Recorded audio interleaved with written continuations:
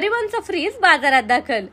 उन्हाची चाहूल लागताच बाजारात शीतपेय, कूलर दुकाने फुलले आहेत। यासोबतच उन्हातून आल्यानंतर तहान भागवण्यासाठी माठातील पाणी अत्यंत महत्त्वाचे आहे। यामुळे गरिबांचे फ्रीज सध्या हातगाडीवर घेऊन गल्लोगल्ली विक्रेते फिरताना दिसत आहेत। माठ घेण्यासाठी बाजारात नागरिक दिसत आहेत। माठांची मागणी लक्षात घेता छत्रपती संभाजीनगरमध्ये गुजरात, मध्य प्रदेश यासह इतर राज्यातून माठ देखील दाखल झाले आहेत। माठांची मागणी वाढली असली तरी भाव वाढल्यानं व्यवसायावर काही अंशी परिणाम होत असल्याचे विक्रेते सांगतात। ही माहिती मनोज कुमार आणि महेंद्र कुमार यांच्याकडून प्राप्त। क्या कहेंगे अभी माठ का दर कैसा है और कैसी बिक्री हो रही है और क्या रेट है?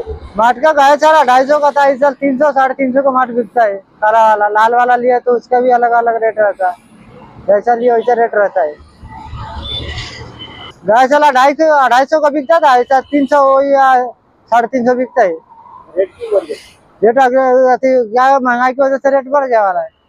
महंगा देता है तो हम लोग भी नहीं बनाते, हम लोग भी बिकट लाख बेचते। कहाँ से आता माल?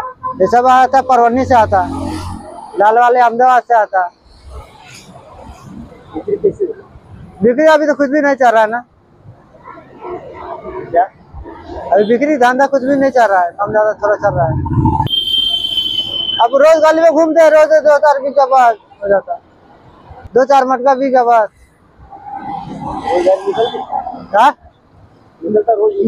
रोज निकलता वही 500-600 रुपये निकलता। क्या नाम तुम्हाला? महेंद्र।